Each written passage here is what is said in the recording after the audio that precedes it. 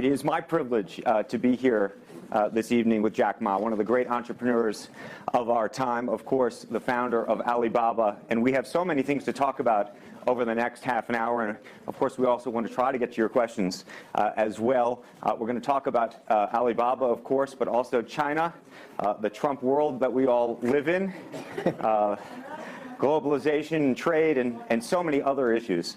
But first of all, thank you for joining us. Yeah. Let me start with this, which is to say that you just spent some time inside Trump Tower and went to go visit with Donald, our president-elect in the United States. Tell us about that meeting. Well, it's a very productive meeting, much better than I thought, than I expected. What did you expect? Well, I heard a lot, and I watched, like everybody, I watched all the news and heard a lot about him. So when I go inside, I saw, anything that, but he's very sort of open-minded, listen what I talk. So I think I'm very happy about the results. And finally, when he said, he said, Jack, let me walk you down. So it seems he's very happy about the results we had. Can I ask, how does a meeting like that happen? Do you call him? Does he call you? Well, how does this take place? Well, that's the question I'm asking myself. Because someday I got some requests from people say, Jack, do you want meeting the president-elect? I say, is that true or not? Because I'm not ready for that. Because I don't know what to talk about. And then a few days later, I got another request. I got several requests, and then I saw one email with a friend, and it's very sort of specific. I thought about it. I think, yes, maybe I should go and have a talk. And at least I think President-elect Donald Trump would be happy to hear what I want to talk about. So I went. And what did you tell him? Talk about the small business, talk about agricultural products, talk about the trade between China and the USA. We especially focus on telling about how can we bring the small business in America, sell them to China, to Asia, through our network, which can create a lot of jobs for them. And you committed to create what you said is going to be 1 million jobs in the United States over the next 5 years. Yeah. Now, that's not 1 million jobs that Alibaba itself, but you're not hiring 1 million people. No, we totally, Alibaba employ put together is like 45,000 people. We cannot hire 1 million. I cannot imagine I can manage 1 million people. Explain to us how you think about the U.S.-China relationship, given some of the comments that Donald Trump has made about China being a currency manipulator. Did that come up during your meeting? Well, I think first, in America, there's a freedom of speech, right? So he can say whatever he wants, and I respect, I understand. But of course, I have my views. We did not debate about the China-U.S. trade or manipulation. We did not debate. We did not talk. We agreed on something. Small business, developing the Midwest America, helping the farmers there, small business there, to exporting to China. So we all agreed. But something that we did not discuss about the American the job losing to China, Mexico, and this. Can I share with you my ideas? Please. Yeah. First, I think 30 years ago, when I just graduated from universities, I heard America had a wonderful strategy. They outsource the manufacturing job, service jobs. They outsource the manufacturer to Mexico and China, outsource the service job to India. There's a book called The World is Flat. Tom Friedman, colleague at the New York Times. And I think it's a perfect strategy. You know, that the Americans said, we just want to control the IP, we just want technology, we just want the brand, and leave the lower-end jobs for the world. Great strategy. And second is that the American international companies made millions and millions of dollars from globalization. The top 100 companies in America. Amazing. I remember when I graduated from university, I tried to buy a beeper, the Motorola beeper. Cost me $250. My pay at that time is $10 a month as a teacher. And the cost of making that beeper is only $8 for a chip. Right. So past 30 years, IBM, Cisco, Microsoft, they made tons of money. The profit they made are much more than the 4 largest banks in China put together, China Mobile Phone, China Unicom, and whatever you name it, put together. Still, these multinational companies made more money than. So their market cap grew more than 100 times in the past 30 years. But where'd the money go? This is what I'm curious, because as a business people, I always care about the balance sheet. Where the money coming, where the money go. Past 30 years, the American had 13 wars, spending $14.2 trillion. The money going there. What if they spend a part of that money on building up the infrastructure, helping the white collars and blue collars? No matter how strategy good it is, you're supposed to spend money on your own people, right? Not everybody can pass Harvard. Like me, they're not good at education, right? We should spend money on those people who are not good at schooling. And the other money, which I'm curious about, is that when I was young, I heard America is about Ford and Boeing, those big manufacturing companies. The last 10, 20 years, I heard about is Silicon Valley and Wall Street. The money go to the Wall Street. And what happened? Year 2008. The financial crisis wiped out $19.2 trillion USA alone. They wiped out all the white collars and destroyed 34 million jobs globally.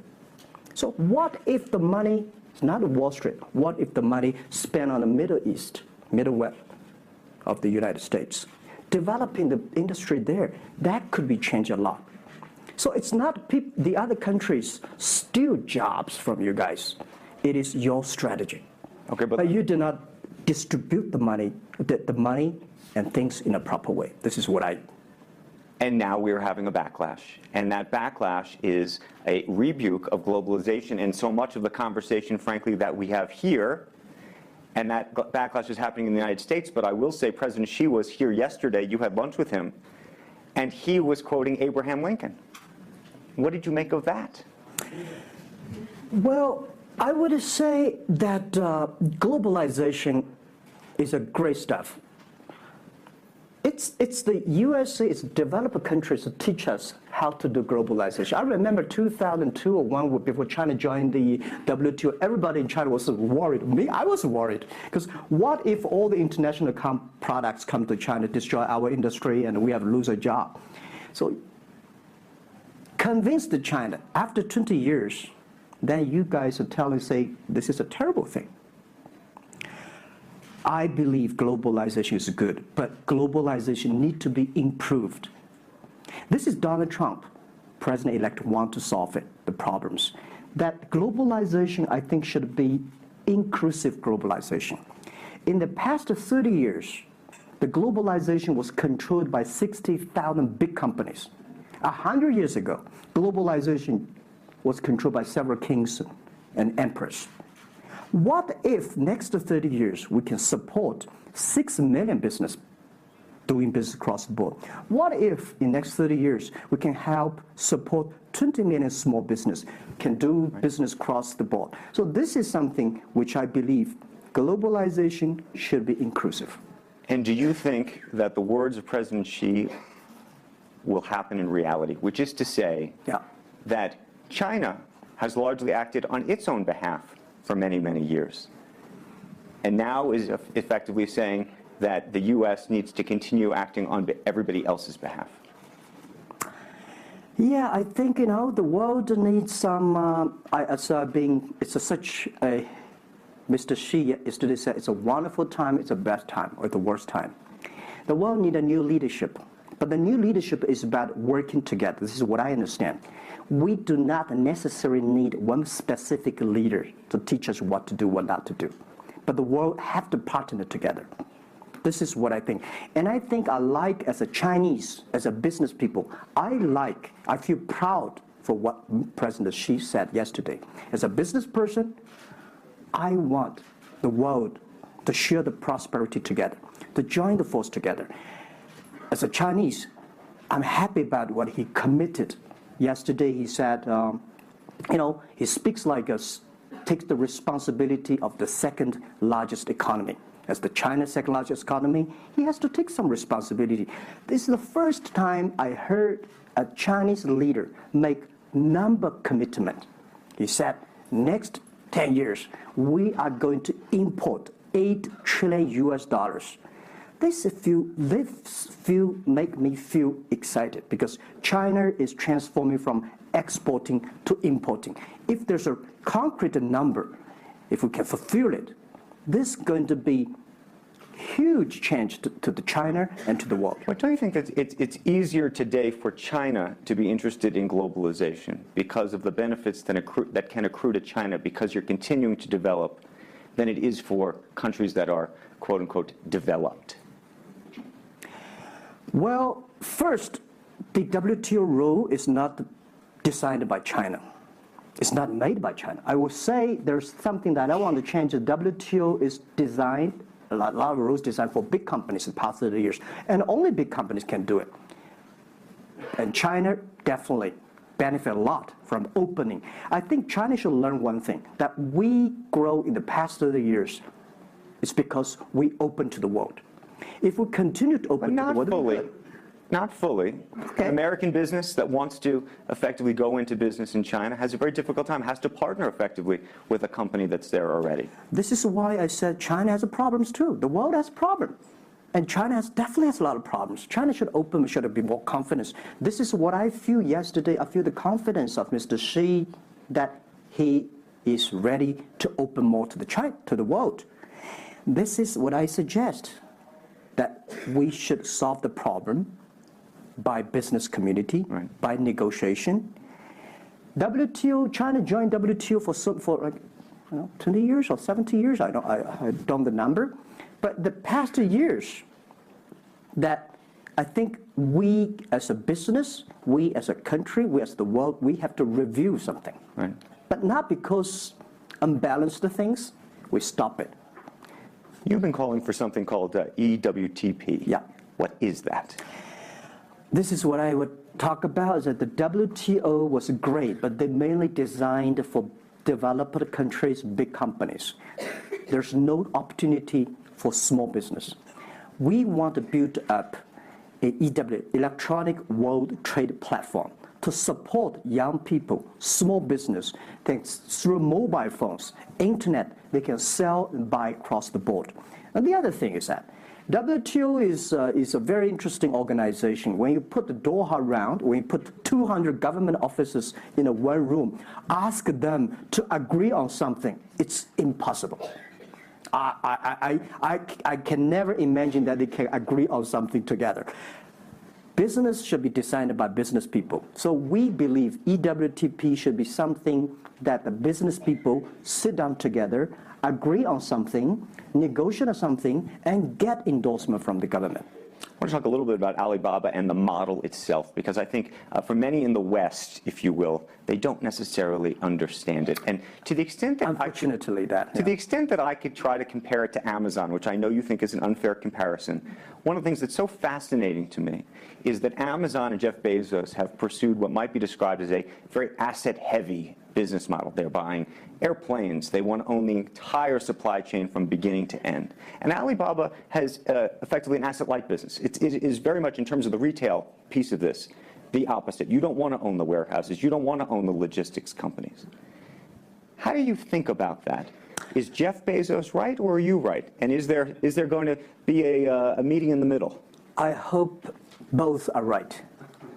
And because the world can never have one model. If the world has only one correct model, the world's too boring. Right? We need to have all kinds of models. And the people who do the model should believe in the model. And I believe what I do. Right? The difference between Amazon and us. Amazon is more like an empire. Everything they should control themselves, buy and sell. And our philosophy is that we want to be an ecosystem. Our philosophy is to empower others to sell, empower others to service, empower, making sure the other people are more powerful than us, making sure with our technology, our innovation, our partners, our 10 million small business sellers, they can compete with Microsoft, IBM. Our philosophy is that we think using internet technology, we can make every company become Amazon. Remember one thing, today for our sales, our GMV last year is more than 550 billion US dollars. To hire people deliver for us, we need 5 million people. So how can we hire 5 million people deliver things for us to deliver the things we sold? The only way we do is empower the service company, logistics companies, making sure they are efficient, making sure that they make the money, and making sure that they can hire more people. But without owning the whole chain, can you do it as effectively? The idea that you're watching Amazon being able to deliver things now within hours, literally. We made 125 cities deliver within 1 day last year. Imagine, 10 years ago, deliver one thing from Beijing to Hangzhou takes about 8 days. Now you can deliver things from Beijing to Inner Mongolia, some city, within 12 hours. It's improving. You can never expect these things happen within 24 hours. We have patience. So I think, can you imagine that within the 11/11 Singles Day, we sold $17 billion. And by delivering more than 600 million packages within 3 days. This is happening. And this is what we feel proud of. It's not how much money we make. It's not how powerful we are. We think because of the technology, we can make the technology very inclusive, that every small companies can use it. This is my dream. Because I started my first business in 1992 in China as a small business. In order to borrow money, 5,000 US dollars from bank, took me 3 months to acquire, still failed. So difficult to be a small business. Today, with the technology, we can empower them. This is something I want to do. One of the critiques, as you know, and it continues to linger around Alibaba, is the piracy issue. There's an IP issue, and it's an issue all over China, but you take the brunt of a lot of it. Yeah. How much progress have you made in your mind, and how do you think about some of the regulatory bodies in other countries, including the US, that continue to criticize Alibaba for these issues? First, when we start do this business, as a business like this size, you have to take all the criticism. You have to listen what is right, what is wrong. And second, as an e-commerce, when you put 10 million small business, empower them to sell. We do not like Amazon buy. We cannot check. Even when you buy $55 trillion or $550 billion, you cannot check every product. So the model itself and the e-commerce itself may have a lot of these flaws. And third, I would say in the past 17 years, we are the leader of this anti-privacy issues, the IP, protect the IP. But the second, we are internet companies. We do not have the law enforcement. We find this guy is selling product, cheap, fake products. We delete them. We cannot arrest them. But we have huge progress. Last year alone, we put 400 people into jails. We deleted 370 million fake products listing on our site.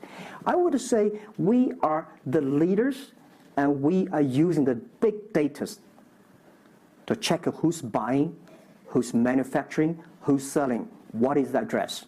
So now I'm happy about the whole world, especially China, all the government organization, start to realize the issues. So I would tell you, good thing is that today, when you go to those criminal group, which I call them criminals, those fake products manufacturers, sellers. You've praised the quality, though, of some of these. I would talk about it later, right? Those criminals said they can go anywhere but not Taobao and Tmall, because using our data, we trace where they are, who they are, what's the address, what they amount. And we will deliver this to the police station and working with them to arrest them.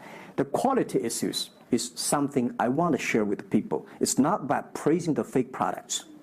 I want to say that for so many years, those branded companies you have to be very careful because the fake products, their quality improving is scary. That is the difference between us. Because when you find guys, the people said this is fake, and you have to find people, you have to find a third-party institution to check it is fake or not. We find sometimes the quality is better. And I tell you, another thing is even scary. There's one branded company. He said, we are selling fake products. We check everything, there's nothing wrong. So we say, what is wrong? So we buy the products from his flag shop and deliver to them. They say, it's a fake. You know what I'm saying? Yep. We buy things from the flag shop of this brand and deliver back. It's the fake products, they say. So it's a bit confusing. This is fighting against the fake products. It's a war against the greedy, human greediness. It's not easy. You cannot finish it, but you have to continue to fight. And I want to say we put 2,000 people, 1 billion RMB every year fighting against that. It can never finish the war within 2 years. But I'm happy. Whether people criticize me, criticize us, the most important is that we are happy about the progress we made. Right. But if people praise me, so, when people say, Jack, you're wonderful, I know I'm not wonderful, right? Oh, Alibaba's great. We are not great. We are just a 17-year-old company. But when people say, you're doing nothing, no, we're doing a lot of things. But you don't have to argue. You don't have to debate. You do what you believe. One of the things you mentioned was using big data on the piracy side, but the other thing that you're using a lot of that big data to do is provide credit and effectively banking the unbanked. And what's so fascinating to me, and I hope you'll share it, is we've talked about the Sesame credit. Yep. How you are able to use big data effectively to figure out who deserves credit and who doesn't in a marketplace where some of these people had no credit history before. Okay. Well, before we do that, we had a system called Teach Computers to learn how to anti-fake products, teach the computers to learn how to, because we have Alipay, a lot of people try to use all the ways to cheating. So we teach the computer how to do the cheating things. So we've been doing that for 10 years. Until now, there's called artificial intelligence, because we've been doing that. We are a data company. 8 years ago, we said to ourselves, Alibaba should not be an e-commerce company. We should be a data company because we have the data from consumers, we have data from the manufacturer, we have data from the logistic company and transactions. But we think how we can make a data really beneficiary to the society. What China needs is we have a lot of great people, all the small business. They are very credible, but we don't have a credit system for that. So how can we using a credit rating system based on the data we have to giving everybody a Sesame rating system?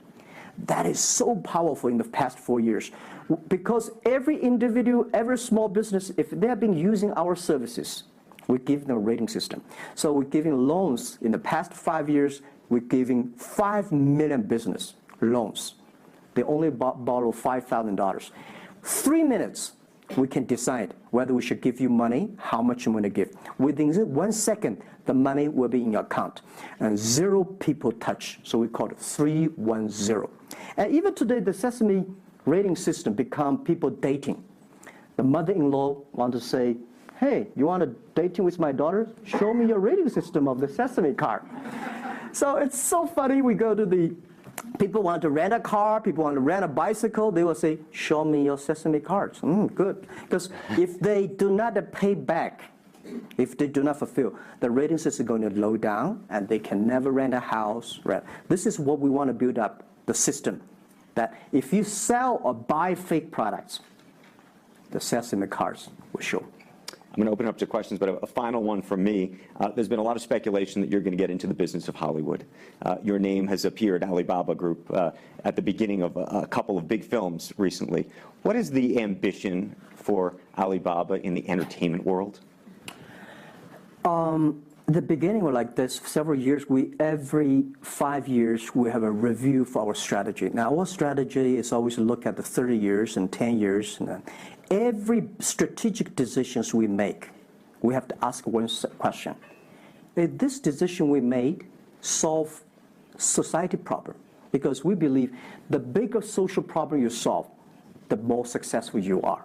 So if this cannot solve any social problems, we don't do it. Second, is this project is going to be successful in 10 years? If it's going to be successful in 10 years, let's do it. If it's going to be successful in 1 year or 1 month, normally I would say, forget about it. Because why you can be successful in 1 year or 1 month? So we all have to put pen on. And 5 years ago, we had a big debate about 10 years later, 20 years, what are the things that China society and the world want? So we say happiness and health. 2H strategy. So happiness and health. We believe Hollywood, the movie industry, bring people happy. Because today, nobody's happy. Rich people not happy, poor people not happy, At least when I watch a movie, I feel happy about it, right? So I think we should partner with the Hollywood, especially like a lot of, we have a different way of living. In China, the movie, we have a lot of heroes. But China movies, heroes always dead. The American movie hero never die. If all the heroes die, who want to be the hero? So my movie, I want to make the hero live. Right, so this is, I think we should learn a lot. And it's only about 2 years, so we have another 8 years to go. I want to make our company that it's not e-commerce. It's something that giving people inspirations. Giving people, because I learn a lot. For example, I always say that my favorite movie, Forrest Gump. Life's tough. This is I learned, and that inspired me. That is why when people call me crazy, stupid in the past 17 years, you're crazy, you're doing something never work. You're stupid, how can you do that model? Amazon this model, eBay this model, why Alibaba this model? I told myself, Forrest Gump said, go ahead. Never care about what the other people. And the other thing, Forrest Gump said, nobody make money out of the catching whales. People make money by catching shrimps. So we serve small business. Fair enough. Jack Ma, we should probably end it there because we're going to run out of time, but I thank you. Thank you so much for the conversation. I promised we'd sneak in a question or two, and we literally have 2 minutes, and they're going to get upset with me. If you have a question, and we're going to, I got to beg you to do it within literally, a second. So go for it right there. Okay, I'm not going to say that China and U.S. is going to have a trade war, but if the Trump administration get tougher on China in terms of trade agreement, is that going to hurt Alibaba? Well, I don't think so. I think China and the U.S. should never have a trade war. We'll never have a trade war. And I think we should give President-elect Donald Trump some time. And he's open-minded. He's listening. And I think the war, it's so easy to launch a war. But it's so difficult, almost impossible sometimes to terminate a war. Iraq war, Afghanistan war, is that finished? No. Trade war, I believe one thing, when trade stops, the war starts. Trade is something that people start to communicate. Trade is something people exchange culture and value. And I will be happy if China and USA agree on something and Alibaba business model destroyed. I would destroy Alibaba model by stopping the war between, because how can you imagine the first largest economy of the world, second largest economy of the world, have a trade war? It's going to be a disaster for two countries and for the world. If anybody can do something to stop it, do anything to stop it. Did you have a reaction to Trump and the situation with Taiwan and how he's thinking about that? Well, Taiwan, I think this is not something about government. This is not something about business. It's something about the people. If the Taiwan issue is the population, if you do Taiwan issue, it's like against 1.4 billion people. So this is another issue. So we're talking about trade. We're not talking about Taiwan. Very politic. Let's take one final question if we can. I think we can steal one more in. Yes, sir, right there. I'm not a politician. I try to This speak is like just me, this. a credit store. How do you assure you are not messing up with people's life and you are not dictating the whole, credit kingdom or the system? Because now you are the decision makers, you are the rule makers. Okay.